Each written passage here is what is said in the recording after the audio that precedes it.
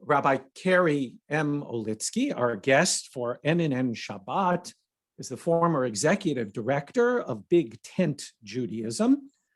He was named a number of years ago as one of the 50 leading rabbis in North America by Newsweek. Formerly, among many other things, he served as vice president of the Wexner Heritage Foundation, was the national dean of adult Jewish learning and living of the Hebrew Union College, JIR, Jewish Institute of Religion, where he served on the faculty and administration for 15 years, following his tenure as rabbi of Congregation Beth Israel in West Hartford, Connecticut, which, by the way, was right down the road where I spent my first 12 years in Meriden, Connecticut. A leader in the development of innovative Jewish education, he shaped training programs for clergy of all faiths, especially in the area of pastoral care and counseling.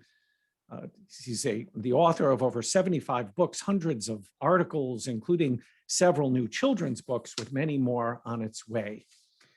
Dr. Olitzky, for many here this morning, your name is very familiar because they've heard it perhaps hundreds of times, since for the past 15 years or more, we have been using the book you edited, the Book of Inspiration, Restful Reflections, each and every evening throughout the week at our minyanim. So before I turn it over, let me highlight that in your chat, for those of you that know how to use chat, it actually does have the website to go to the Cantor's Namaste and Nigunim. So those of you who are doing that can should be able to click on that now to go to her class and then to come back to our class at 11:35 in about 35 minutes or so.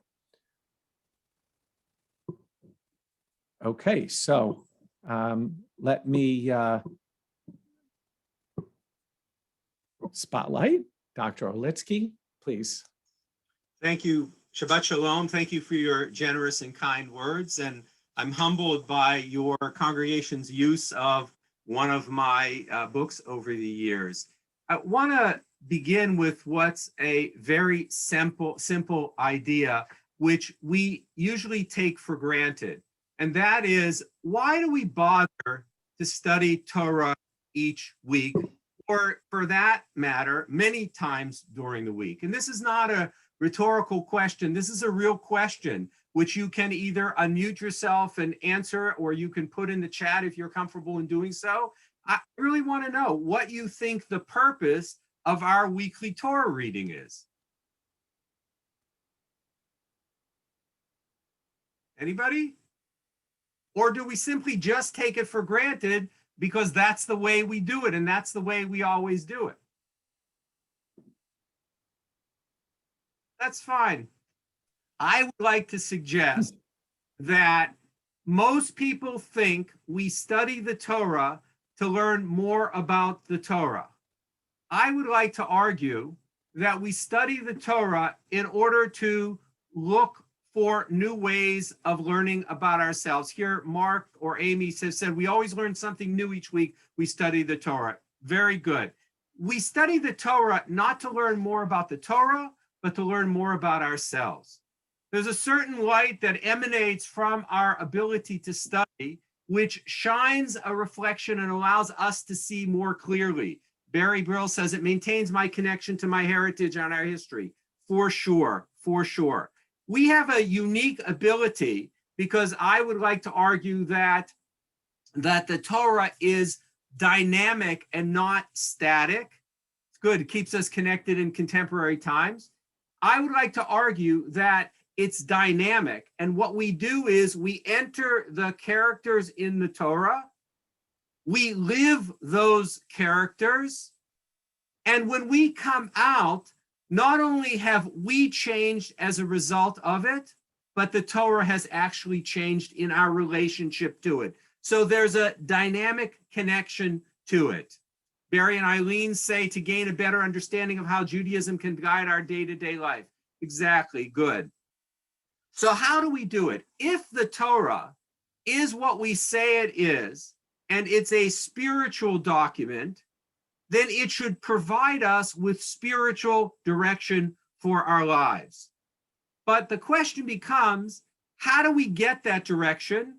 Where do we get that direction?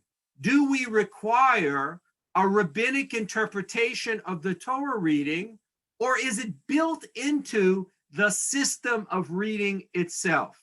Well, let's take a moment and locate exactly where we are in time and in the time of Torah reading.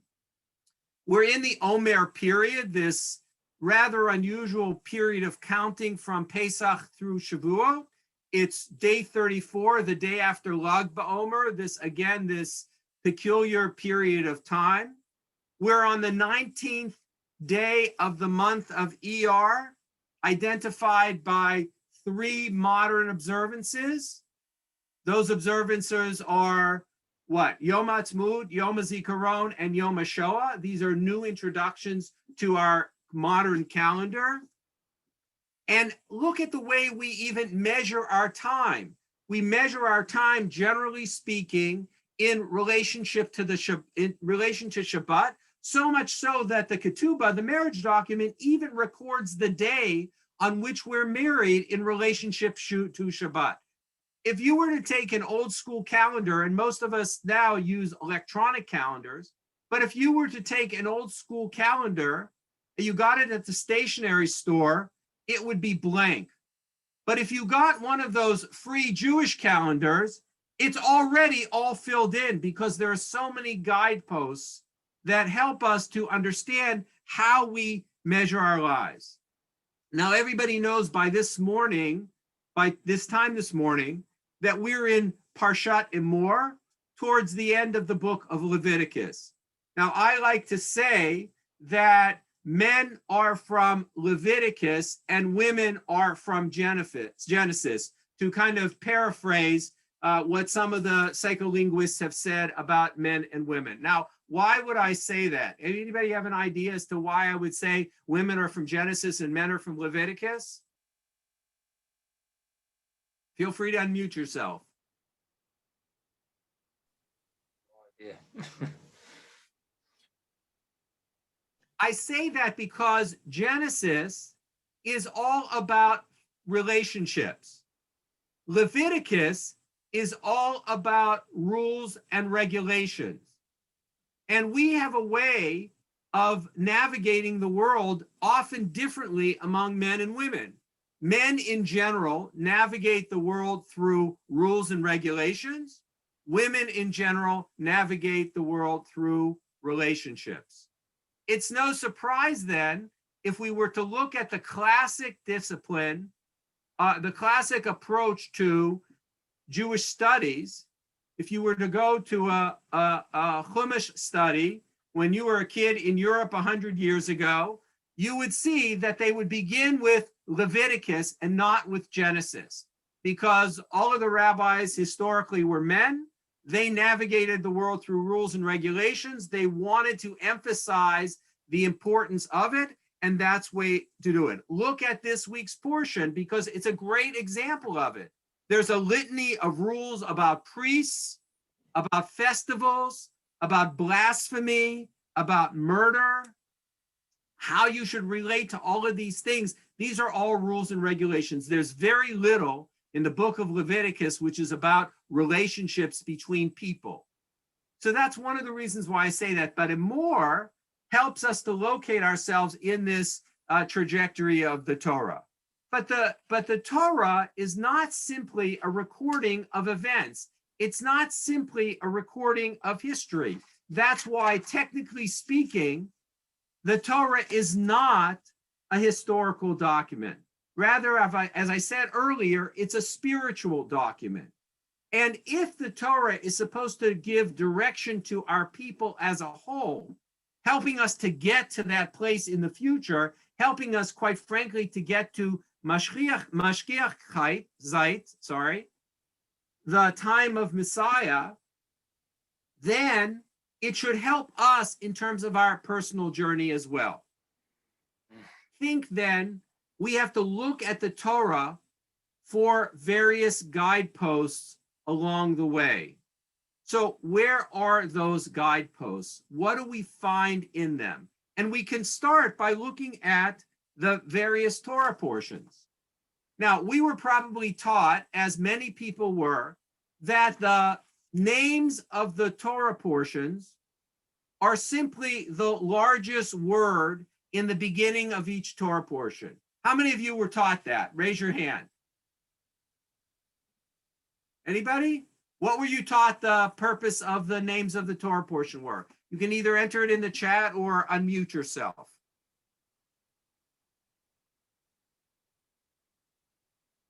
First words. Okay, the first big words. Right? That's how the names came up. They were arbitrary, we were taught. They had no real content to them. Yes, they had a definition, but there was no particular purpose to them. But I think that when the rabbis chose not only the delineation of the Torah portions, but the delineation and specificity of the words, I think they had something else in mind. Now, some of these are familiar to us already, especially in the context of the so-called double portions. What are some of the double portions that come to mind? We've had a few of them recently. Mana. I didn't hear, I'm sorry. Mana. I'm still hearing, I'm sorry. Bahar Bechukotai is next week. Okay, Bahar Bechukutai. And what's the connection of those? Anybody know? The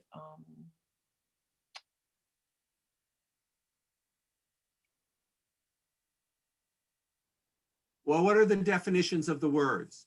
Bahar, mountain, on the mountain, and Bechukutai. What are chukot? Statutes. Right, statutes are. So on the mountain will you find these rules. That's the connection, right? Giving of the Torah, Sharon says. Or Acharei Mot Kedoshim. Somehow they've interpreted that after the death of the children of Aaron, that there will be some sort of sense of holiness. There's some sense, historically, even of these connection of double portions. If we look at Emor, today's portion, or this week's portion, what does the word Emor say? Literally, what does it say? Somebody's looking in their Chumash, I can say, see? Up on my Hebrew. Something about speaking, speak up, speak out. So we look at the words in the Torah for specific directions. So historically, there are other kinds of words like that. Whenever we see the word hineni, we know that there's going to be some major event that's going to take place with the character that says, hineni, I am here. Or when we see a long list of births, this person begot this person, begot this person, we know that that's a big transition in the Torah. It's kind of like a trumpet, and a major event is going to take place afterwards. So there are other kinds of ways in which we're offered these spiritual guideposts. A number of you chanted Torah this morning. One of the ways the Torah offers guideposts is through various Tamei Mikra or Torah trope marks. One in particular is the shalshelet, this symbol that looks like an infinity symbol that sounds something like ah. The most famous of the 4 times it occurs in the Torah is in the story of Joseph, where Joseph demurs from Potiphar's wife, but he stands at the door and he says, Yamin, the Torah says, meaning he hesitated, or I'm sorry, he refused, but you can hear in the Shalshelet the hesitation in his voice. So the Torah is giving us various guideposts for our own journey along the way. What I want to do, especially since we're looking at the end of the book of Leviticus right now, and we're approaching the book of Deuteronomy, is to take a look at the beginning words of each portion of the book of Deuteronomy to see if we can ascertain from those words guideposts for our own lives. that's my argument, that if you take the word at the beginning of each Torah portion, it can actually offer us a spiritual guidepost along the way through our journey in life. And so our purpose when we study the Torah, again, is not just to learn more about the Torah, but to try to discern from the Torah how to find our way through this spiritual journey. We have lots of those guideposts along the way, and we're going to look at each word to see what we can find for ourselves. So the word Deuteronomy, which is not the Hebrew translation necessarily of the word Devarim, but what does Devarim mean, which is the name of the book and also the first word of the, or the first large word of the beginning of the Torah portion. For those of you who have Humushim, you can look at it. Words or Things. Speaking. I'm sorry. Things. Teachings, teachings. We can broaden that.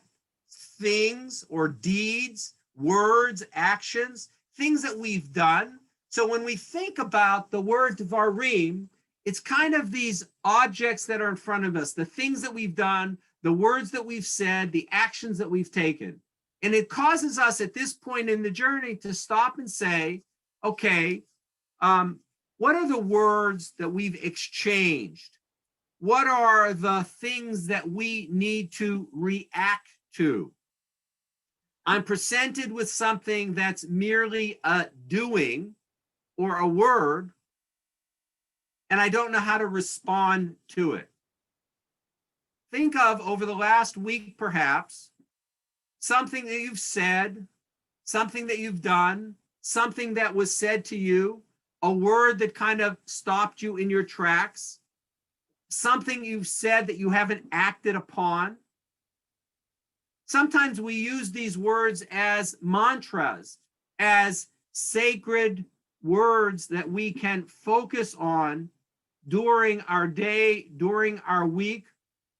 We think about that word all day long, just like that activity may have caused us to focus all day long on it. But if we use that word from the Torah reading or from the name of the Torah portion, we have an opportunity to really focus on our lives.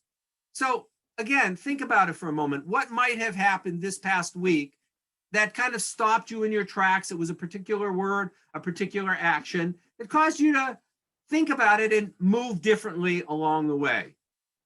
Anybody, again, in the chat, or unmute yourself?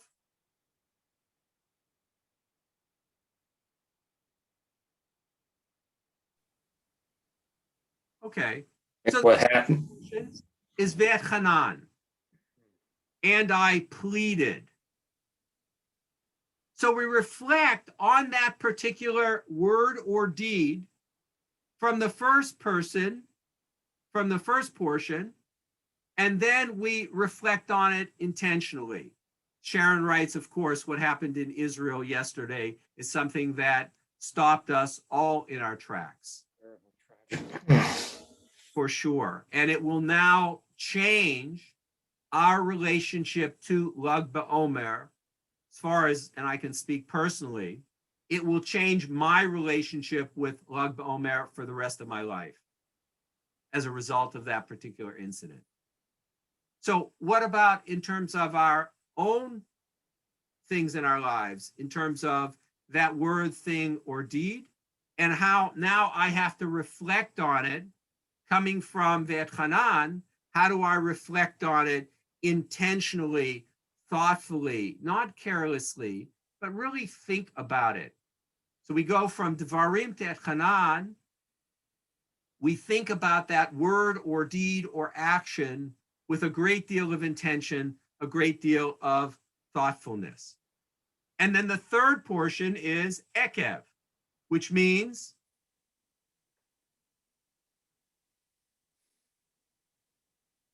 anybody?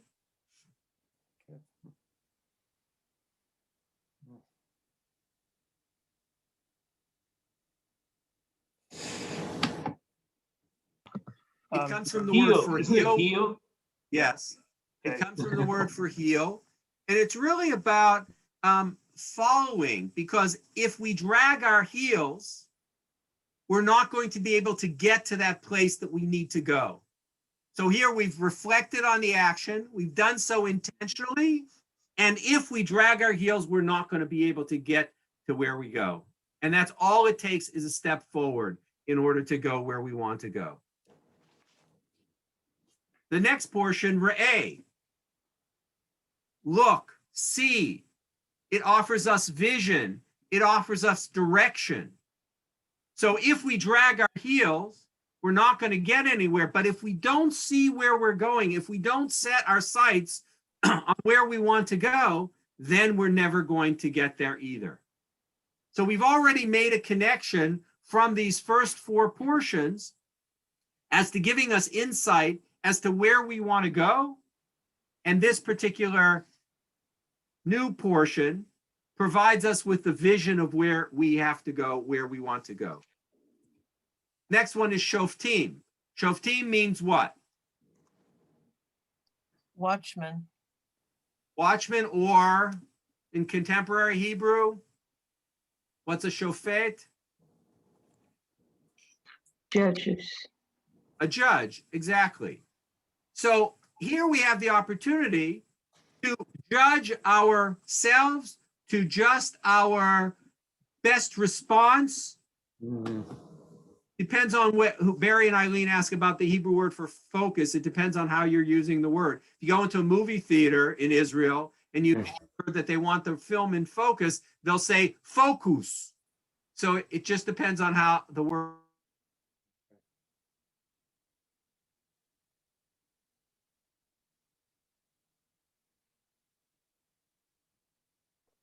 You're muted, Rabbi Olitzky.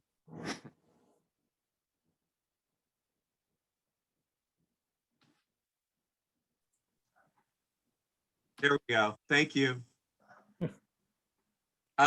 So I don't know where I got muted, but the last sense we had was in Shoftim.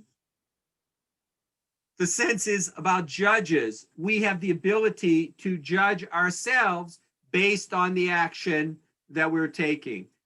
Somebody had asked the Hebrew word for focus, and that's where I think I got cut off. Depends on the nature of the context for the word. If you go into a movie theater in Israel today and they want you to focus the film, they'll yell out the English word focus. But if you're talking about direction or vision or those kind, I would probably say kivun, which is for direction, which is really what we're talking about. What's the direction that we want our actions and our lives to take? Kititse is the next particular portion. When you go forth. Now, in most cases, it has to do with, in the Torah reading, when you go forth for what? Anybody looking at a Chumash? It's when you go into the land. When you go into the land, there's another context also. Exactly. Sharon writes when you go into battle. But this is really when you go forth. When you go forth with your journey, when you take your message with you and you go forth, this is what you can expect. So we go forth, we put our first best foot forward, because that's the part of the journey that we're being taken on. And what's the next portion?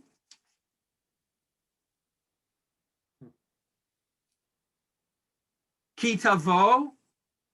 Kitavo has to do, depending upon how you're using it and how you define it, but when you enter, we have to bring the feedback for the experience along with us. We've moved forward, we get the response of the community, we get the response of others, and we get a sense of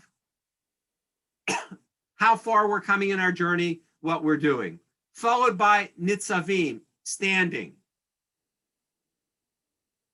The famous portion is about standing at the foot of Sinai, but in this case, we're standing in our journey, meaning we have taken these steps forward, And now we're standing for what we believed in. We're standing for where we want to go, even if there's pushback, even if there are people who are against us, even if people are saying you're not going in the right direction, we're standing up. Vayelech, and he went out. This means he's continuing that journey forward. People now realize that this is the journey we've taken. This is the way that we're going forward. Ha'azinu, listen. We're stopping and we're finally listening. We want to hear all around us where we've taken that journey. We realize we've finally gotten our voice heard. And then finally, at the end of the Torah reading, or I'm sure the end of the Torah, what's the final portion? Zot habrachot. Zot habracha, right. This is the blessing. Bracha is sometimes misunderstood in terms of the word blessing, because blessing actually means also reward. So this is the blessing, or this is the reward for the journey that we've taken. Now, if we now look at that, and I've gone through that very quickly, what are those guideposts that we've been offered from the Torah reading? We see that we're not looking at the entirety of the Torah portion. We're simply looking at the first words. If I were going to take the next step in using the Torah reading as guideposts for our journey, I would say, let's look at the beginning, the petichta, the beginning of the Torah reading, and the chatima, the end of the Torah reading, because that would deepen our understanding of these guideposts along the way. But here you have a number of ways in which these beginnings and ends of the Torah readings show us along our spiritual journey forward. Somebody's writing, I would suggest that the Torah is not so much a path, but a lighthouse. Torah enlightens us. If we face it, it aids us in discovering where we are, wherever we are, although we might not like what we learn. The arrogant seek to change the position of the lighthouse when they don't like where they find themselves. It's very insightful. It's very insightful. I think that the Torah does provide us with light for our journey if we engage the text. I like to suggest that the Torah is not that scroll that lives in the ark. Torah only exists when we take it out of the ark and engage it. So Torah only exists when we engage the text itself. And so for us to do so, we're able to do it that way, and it provides us with that kind of light. Now, the Torah and the things around us provide us with lots of different ways of giving us light during our journey forward. One of the things that I like to suggest is that the Torah reading itself is supposed to take us back to that desert journey of revelation. When we celebrated Passover not too long ago, many of us think about that as simply an educational experience, a family experience. And pedagogically, the Seder experience takes us through learning about the Passover, the ancient liberation from Egypt. I like to suggest that the Passover experience is really meta-rational or metaphysical. In other words, we have all of us deeply embedded in our Jewish psyche the Passover experience of liberation and of revelation. And the purpose of the Passover Seder is not to simulate the experience, but to stimulate our memory of the experience. And if we're not able to do so readily, then the Seder experience provides us with various ways to stimulate all of our senses. That's why all of our senses are involved in the Passover Seder, to help us remember that experience. Now, if we were sitting in the sanctuary at Beth Israel, I would ask you, what other kinds of things that surround us in the sanctuary also help us along the way in terms of our journey? And I would argue that just as the old Motel 6 commercial used to say, the light is always on, that light is there to remind us. In the same way, whether you remember as a child and you would come home late at night and the light was on the porch, you knew that your parents were there waiting for you. And if that light was not on, you knew that either they weren't waiting for you or they were upset about something. But when you saw that light on, you knew that you were welcomed home. And if it was really late at night and that light was still on, you knew that your parents were waiting up for you and you might be getting in trouble as a result. So the light, the Ner Tamid, I like to suggest is that no matter where you go on your journey, no matter how far away you've gone, God always leaves the light on for us to remind us that we can always return home. That's the function of the Ner Tamid. So we've gone through a lot of material in a very short period of time. I want to take the last few minutes that we have together before we come back together as a congregation to give people an opportunity to react, to respond, to ask questions of this notion of, can you use the Torah portions names as a map for our spiritual journey? And how do we go about doing that?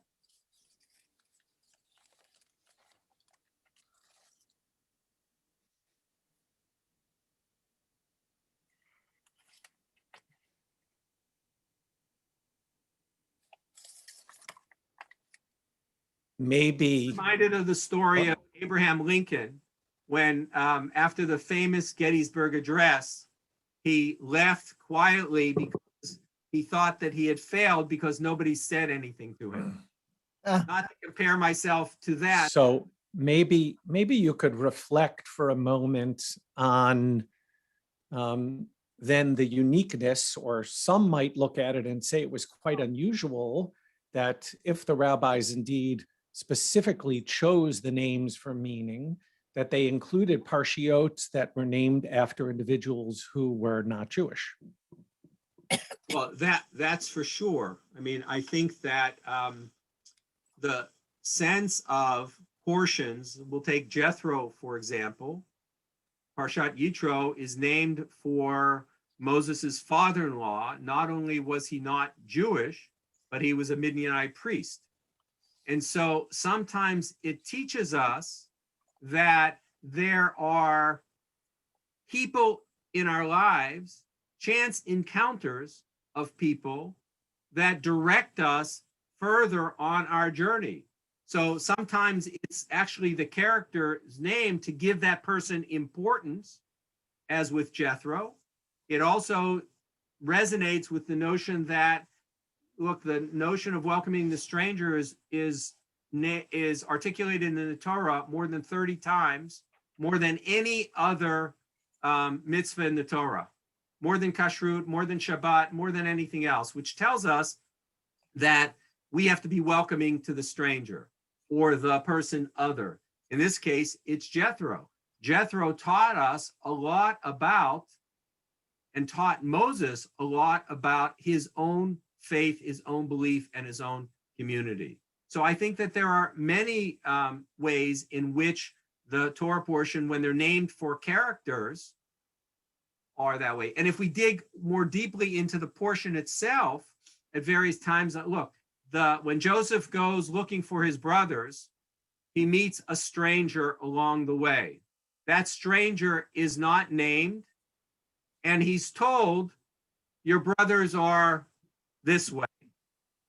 It shows us that a chance encounter with an individual can redirect our entire journey. I think it was Einstein who once said that coincidences are God's way of remaining anonymous. And I think that even when we see in a chance encounter in our lives or in the Torah, it's God's way of remaining anonymous. These are not chance encounters at all. There are a couple of different kinds of questions in the chat. Numeral significance to the words that are associated with the Torah portions. I think sometimes numbers mean things in the Torah. They're used many times as metaphors. They're never to be taken literally.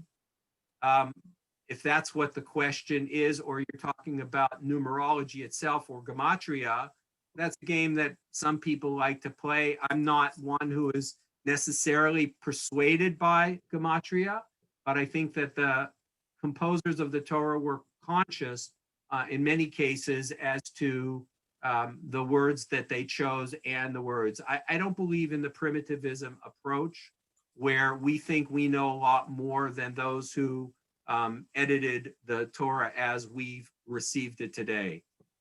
Sharon wrote, Vayikra was the portion we read just before the shutdown last year and just before we started to open. Vayikra means he called, Hashem wanted us to take notice of our actions. I think that's a very good way of understanding some of the things that this morning with regard to the names of the Torah portions and readings.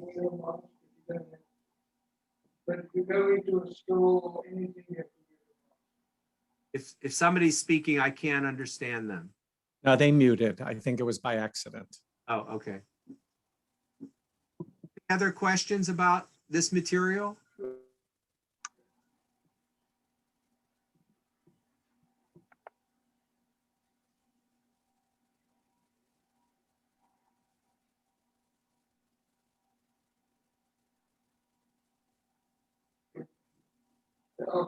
Encourage you to take a look at your leisure at either the way the Torah portions align or an individual word that is the name of a portion, and use it as a kavanah, use it as a sacred mantra for yourself as a way of thinking about your own personal journey. We have the opportunity at various times in our lives, and sometimes they're directed by the Jewish calendar and sometimes they're not, to do a variety of mini life reviews. These times in our lives where we step back and ask ourselves where we've come from, where we are, and where we want to go. And I firmly believe that the Torah reading provides us insight. And unless we can get that insight, then we're not going where we want. And I would just leave you with one thought. And that is that I believe if the liturgy is built around the Torah reading in a Shabbat service, or the Torah reading is the center of the Shabbat service, then the question becomes, where are we supposed to be at the end? And in most cases, in many synagogues, people are out the door, perhaps not when we're on Zoom, but they're out the door by the time the service has ended. And you ask yourself, so what was the purpose of that experience? And if your synagogue ends like many services with Adon Olam, the whole purpose of our Shabbat experience is encapsulated in the very last line, which is also an indicator of what we're supposed to be doing in terms of our journey. What's that last line? Adonai li velo ira. God is with me, I shall not fear. So if our time together in a Shabbat service does nothing else than prepares us for that next step in the journey of leaving that sanctuary, leaving that synagogue experience or this Zoom experience in order to prepare us for the journey during the week ahead, the weeks ahead, the years ahead, then we've succeeded. And for me, that's the important part about the message of the journey with regard to how the Torah fits into our personal spiritual lives. Yasha Koach. Yeah. We thank you very much for the miskeret, for the special, unique, and meaningful framework that you shared with us and that many shared. Was a very meaningful message for us to hear this morning. I do want to highlight that we are grateful, especially this year, that our N and N Shabbatot that we've been doing, not just on Shabbat morning, but even Mincha Maariv and Su'udah Shlishit, have been funded by the Hofberger Endowment Fund for Torah Education. So we're very appreciative of the opportunity and of the bracha. One of the blessings we've had in the midst of that pandemic is being able to bring people in on Zoom with a much broader ability to hear from people throughout the country. So we thank